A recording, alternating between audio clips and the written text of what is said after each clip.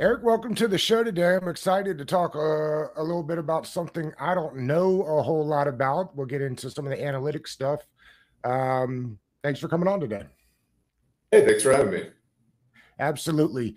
So you got started at PFF as a data scientist. What is a data scientist? Yeah, so basically my job was to take data, which PFF, including myself, had been collecting for a decade or so up until that point, and try to use it, to sort of make predictions. So, they were collecting a lot of the what, and I think, the what being like how many yards per carry a guy had, all this kind of stuff, and trying to turn it into so what. So like, what does that mean? What does that mean for your fantasy team? What does that mean for your sports betting? What does that mean for, whether, what futures bets you should place and that kind of thing. And, that kind of mushroomed into what kind of draft picks your teams have, what kind of, all of these really cool questions that, interestingly, a lot of in football, only a small number of people were actually trying to solve. Right.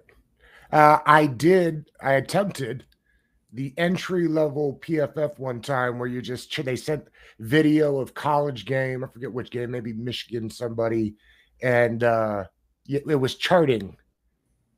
And I can't think of a more tedious thing than getting one angle of the camera charting how many plays there were. I think at one point, I figured out, all right, I got to figure out which armbands a guy's wearing, or if he's got, an elbow pad on. It was God bless the guys that sit around and do that. It was something.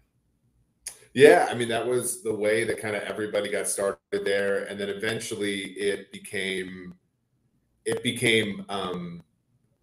something where some of us went on and stopped having to collect data and did more data analysis and data science. And there's still people to this day that do it. I think what's interesting is now, we have tracking data, which is basically the sensors in the shoulder pads of every single player. And, with that, you can kind of automate some of the stuff, not all of it, of course, but you can automate like who's on the field and kind of what position they're playing and all of those things. And, that's a pretty big evolution. But, prior to that, which was probably like 2016, 2017, everybody was doing those things by hand. Yeah, it was something. You're now VP at Sumer Sports. What led you there and with Thomas Dimitroff? Yeah, Thomas was, somebody who, when I was at PFF, like I did a decent amount of help with the Falcons. There was some really fun interactions, kind of learning what teams want. And, when he was let go, I reached out to him because I wanted to build a tool for the GM. And, I didn't know any GMs at the time. And so it was important for me to kind of get to know somebody who had been in that chair. And then over time, he got the job with Sumer as the CEO, and eventually it was an opportunity to work with him that I couldn't pass up. So that's kind of where it was. But just like everything in this world, it's all about relationships. It's all about trying to help others. It's trying to be useful, of course, and that can lead you to these places. We hear the term analytics all the time. It's growing faster than ever. What's the best way to explain analytics? Well, I think analytics is trying to automate and build off of things that subject matter experts already know. So, for example, if you're looking at how good is how fast does a defensive end get off the ball, right? You can measure that with your eyes, but you're much better off measuring it with tracking data, and then you're much better being able to statistically analyze, well, did he do it against a good tackle? Did he do it against a bad tackle? Like all of those things, like scouts used to just do with their eyes, and they were pretty good at it. But there are obvious increases, and then what's really cool and what I really like is that analytics can then, if we automate some of the boring things, or some of the things that maybe not boring, but things that are sort of foregone conclusions, then the subject matter experts can move on to the things upon which they're truly gifted, right? So there are some things that scouts can see that data may never be able to see with the kind of precision that that the scouts have. And so what we want to do is say, well, the price of doing business as a scout used to be, collecting all this data and watching these players play and hours and hours and hours of work. And within that, there was that little nugget where the scout added a ton of value by being able to see something that no one else can see. What if we used data and ingenuity and algorithms to automate the boring stuff and let the genius of the subject matter expert sort of shine? On one of your recent podcasts, this isn't an exact quote, but the line was something like, "The beauty of the game is in the corners." I wonder if you could explain that a little bit, because it hit me on what you were kind of saying, and I thought maybe you'd better explain it than I could. Yeah, I mean, I think we all know that Patrick Mahomes is really good. I think we all know that. That Nick Chubb is amazing, or Justin Jefferson's awesome. I think it's in that corner of the sheet of paper where you see the, hey, if I use David Njoku this particular way, he's going to be super effective. Or if I use this pass rusher in these circumstances, in this front with this coverage behind him, he'll be really good. And it's those things where the human mind is, a beautiful invention, right? Or beautiful evolution of natural processes, but it can't necessarily permute through all of those combinations. Whereas analytics can go through and be like, well, let me find we have this asset. So let's say you drafted a guy really high and you're committed to him, but he's struggling. Let's find the situation where I can get the most out of this player. And is that situation tenable for me? Can I use him in those situations, and can I extract value? I mean, you look at the Denver Broncos right now, like they have a ton of assets already invested in Russell Wilson. And, the job of new head coach Sean Payton is to find the corner, of the data space where Russell Wilson is going to be able to extract the most value again, because he for most of his career, he was able to extract value in the middle, where everybody could see it. And now it's going to have to be a little bit more tough because, he's kind of lost his fastball in some areas. Which teams do we give credit for being like the early, inventor's not right, but who was early on, do you think, in bringing analytics around? I think early on, you have to look at the Patriots and again, this is kind of my liberal view of analytics, where I think them having the same scouting data repeat for 20 years, having that information, having it be consistent, that counts as analytics for me. Prizing that to me is a very forward looking, forward orienting thing, right? So I think them right away. But then if you look at sort of modern, you have to look at teams like Philadelphia, Baltimore, Cleveland to an extent. Now Minnesota has Kwesi Adofo-Mensah as their GM. He hasn't really implemented all that stuff yet, but I think you can sort of see in some of his decisions the way that he thinks about things. Those are probably the ones that strike. The Bills are another team where they do some stuff very, I think, analytically soundly. But no team, I think, right now, and even the teams I just mentioned, the people that work within them, I don't think any team is perfect. I think every team finds edges in different places, which is what makes this sport kind of beautiful. I think the Commanders right now have like 7 or 8 people in the analytics department. Is there a number that people that like most feel should be in the analytics room? Yeah, 7 or 8 is a big number. And that's a lot for the NFL right now. I know in baseball, you're talking about 30, 35 a team, basketball similarly.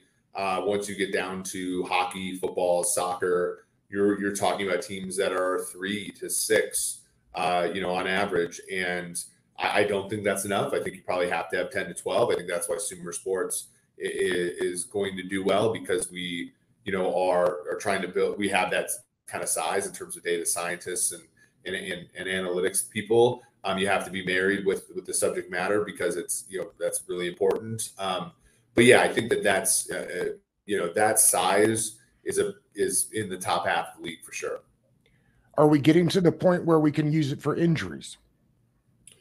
So they're trying. I would say that that is one of the places where it's really difficult because you have data issues, you have noise, like it's some injuries. The question is like how much of injuries analysis is irreducible? How much of it is just simply what we call in statistics noise, where it's variance that you can't, like, you're never going to be able to account for. It's just luck or bad luck.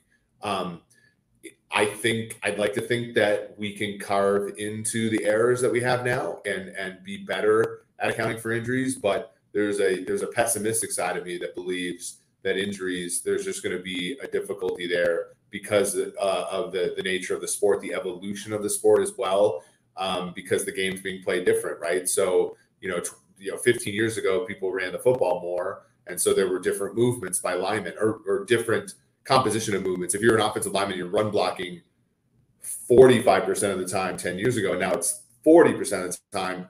Like, how do you predict the injury load there? Type of thing. Like, and so what, football is this great sport because we watch, teams evolve, the two high stuff, the Shanahan offense, the McVay offense, the Andy Reid offense. You see, the game evolving, which means the actions of the players evolve.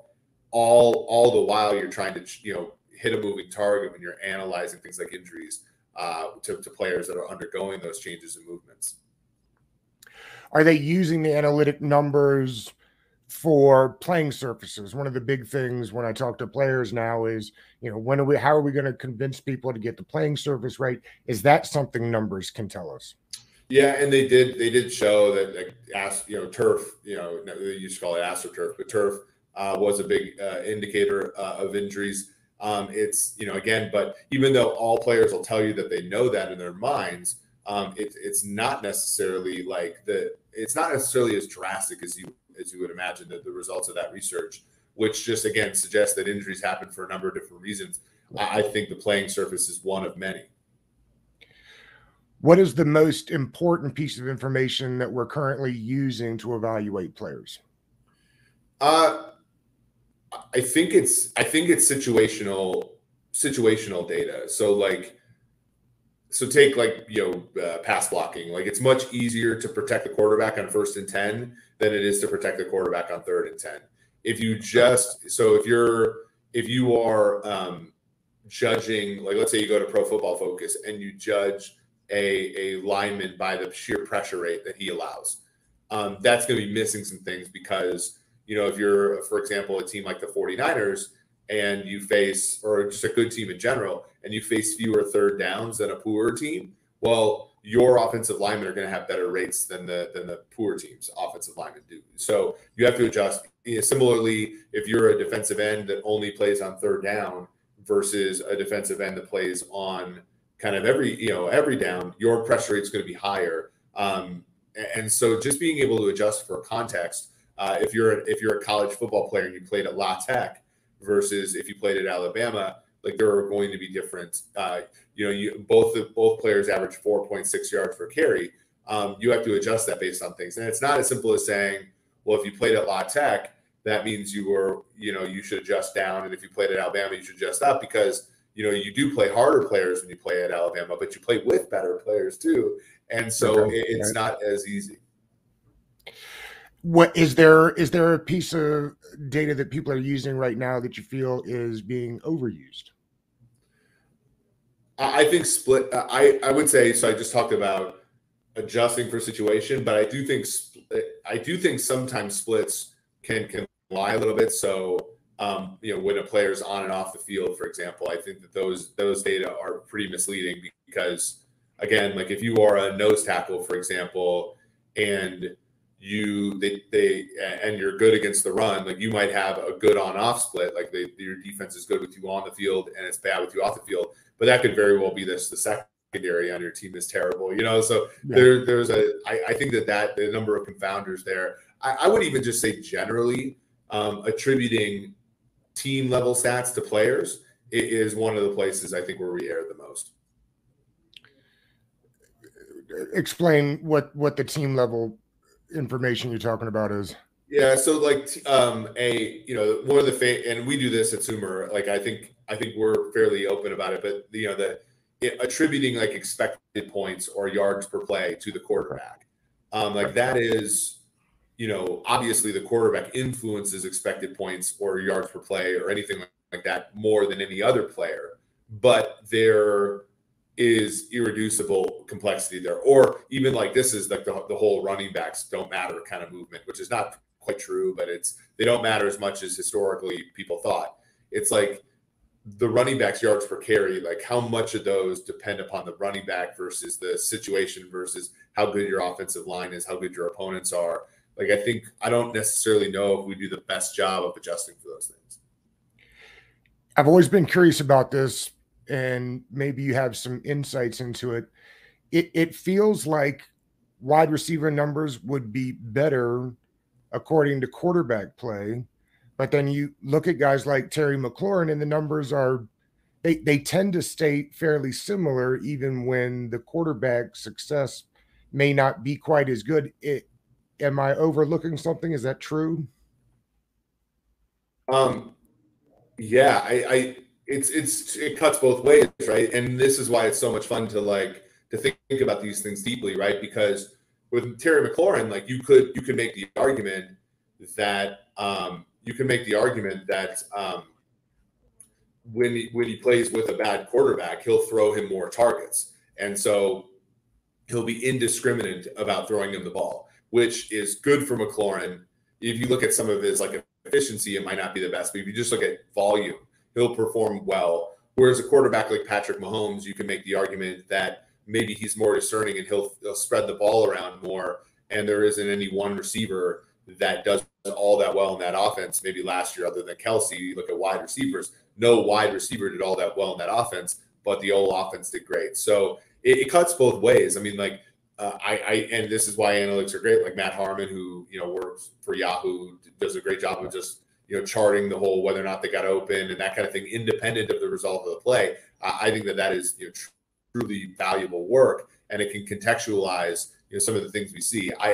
It is funny, like wide receiver play correlates with the play of the quarterback a lot, but there are guys that break the mold, and I think and this is back to like the answers are in the corners. Like one of the corners is like the fat of the paper there, right? It is good wide receiver, good quarterback, good production. Bad wide receiver, bad quarterback, bad production.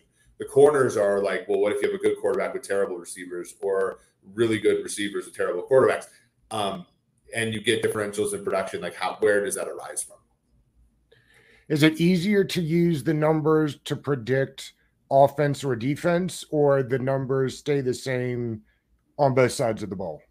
Well, defense is much more difficult to predict, right? So that's why, the fantasy community had this craze for a while called defense doesn't matter, which was kind of this idea of like, look, if you're trying to predict fantasy performance in players and you're over indexing on the defense they're facing that game, you're kind of making a mistake.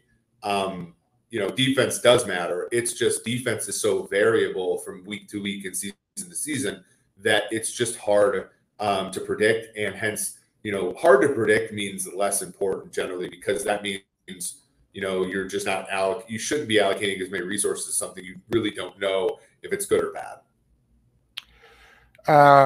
Are you into, you mentioned defense for fantasy. Are you a IDP guy? A little. I mean, I did the modeling at PFF. I do the modeling here. So I certainly will look at, you do want to model how well these players are going to play for sure. But in your personal life, do you enjoy playing in IDP leagues? Yeah, I don't play in as many fantasy leagues anymore, but I am in one IDP league, and it's a lot of fun to have Micah Parsons on my team. I'll say that much. I bet it is. I'm curious where you side on the old debate. The better to have a great head coach or a quarterback? Who matters more in the current NFL? It's quarterback and then head coach in that order, and then everybody else is less important than those two guys. Now, having both, like Kansas City does, of course, gives you a huge advantage. But I think you even look at Tom Brady, Bill Belichick. In my, for my money, the best head coach to ever live and the best quarterback to ever live. We saw what happened we've seen what happens when they're not together. Brady has won a Super Bowl without Belichick. Belichick has won one playoff game with Cleveland in 1994 without Brady. That to me is the answer. It helps the answer. You can obviously counter that with Don Shula. Shula had more team success without Dan Marino than he did with Dan Marino, but that was also a different time. I think where quarterback was maybe a little less important. You could get Don Strock into the Super Bowl, whereas I don't know if you can get Don Strock type quarterbacks into the Super Bowl anymore. It's interesting. A couple of years ago, when in Commander Land, we were having this discussion about the defensive line and who you can kind of retain. And, Payne had the huge year and they kept both. And I would have never guessed they'd have done so. It's a long way to get to. Are we starting to value interior pressure as much, if not more than the traditional outside pressure? Well, edge pressure is more valuable than interior pressure because those sacks result in turnovers a lot more. And so that I think we value edge more because of that. That being said, like a lot of people, quarterbacks, coaches will tell you that interior pressure affects the play more. That has not, last time I checked, been borne out in the data, but you have seen it. Like, and this offseason, actually, I think the contracts for some of these interior players have been lower than what I thought. But yeah, you see guys like Jonathan Allen and Daron Payne, and Chris Jones is up for an extension. Jeffrey Simmons, obviously Donald is one of the best to ever play. Those guys have seen their market share grow relative to edge players, but it's still I don't think ever going to get to the edge position just because I think that again, because of strip sacks and because of just like the depth to which you get, it's harder to escape edge pressure than it is to escape interior pressure because edge pulls you back into the crowd, whereas interior pulls you outside and in theory away from the crowd. So there are structural things about the game that make interior pressure less valuable than edge in general, but interior pressure has become a lot more important, and that's partially because of the rules in the CBA and roster building. Interior offensive line is just the hardest position to play in football now, and It's the hardest to grow up in. It's the hardest to college to pro. What I mean is like it's hard. The closer you are to the ball, the harder the more mature you need to be to play the position physically. And so you've seen fewer players come into the NFL ready, and there's fewer padded practices and things for them to get acclimated without gameplay. And so interior defensive linemen have really been able to feast off of that difference over the past few years. I've seen a lot of people expecting the Commanders' offense with Bieniemy to look like what it's looked like the last couple of years. But do you think it looks like that offense, or do you think Bieniemy maybe goes back to what the Alex Smith offense in Kansas City looks like? Something that maybe uses a little bit more of Sam Howell's abilities with his legs. Not that Mahomes doesn't have the leg ability. I think you know what I'm saying. Yeah, no, Howell has that skill set to him. Alex Smith had that skill set to him as well. I think Alex Smith was very underrated because of his ability to run the football, especially later on in his career. I thought Alex was, very tough, and obviously got him injured. He wasn't, when he got injured, he wasn't as able, of course, to run that way when he was with Washington.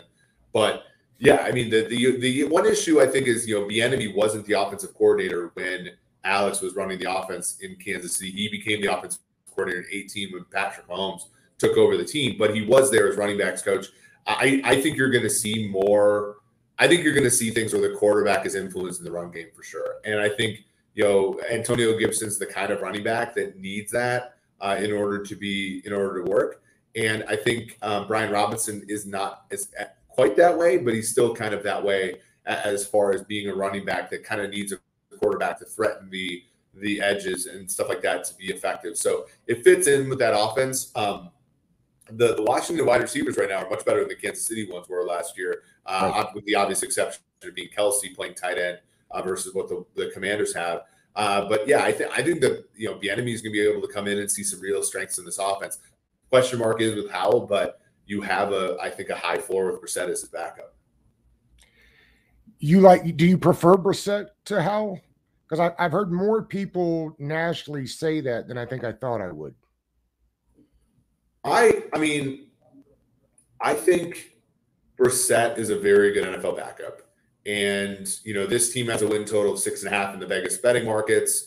I don't think much is being expected out of them because last year they had one of the easiest schedules in the NFL. They were about a point easier per game on a neutral field than the average team. And this year it's about half a point harder. So every single game is a little bit harder than it was last year. And so, there's part of, that Washington experience. They haven't been bad enough necessarily to pick a quarterback high in a long time. And so I think instead of putting Brissett in and kind of trying to raise the floor, I think if things go poorly for Sam Howell, I think that they'll let the situation work itself out and start with a new quarterback. And that's really hard to do. I mean, Washington fans know back from 2012, like if you don't have one of the top picks, you're going to have to pay a ransom to get it, and RG3 was on his way to having a good career before the injury, but it's expensive and it just puts that much more pressure on the top pick when that happens. I think if they are to struggle and, the teams like the Giants and the Eagles and the Cowboys are as good as people think they might be, I think Washington will just, I think they'll just play out the season and hope to get somebody like Caleb Williams or Drake May in the following draft. So let's wrap with this. You mentioned the 6.5. You like the over or the under on the win totals? I like the over. I think there's too much talent on this team, and I think that the enemy is going to offer some value as the OC. And there's, like I said, the offensive line's a concern for sure. I think Chase Bouye, retiring was, a problem. I think that if everybody stays healthy, they'll be okay. I think they're one injury away from not being very good. That's not great for your offensive line, but that's how 2/3 of the teams in the NFL are, by the way. So it's not. I don't think that they're they're especially poor that way.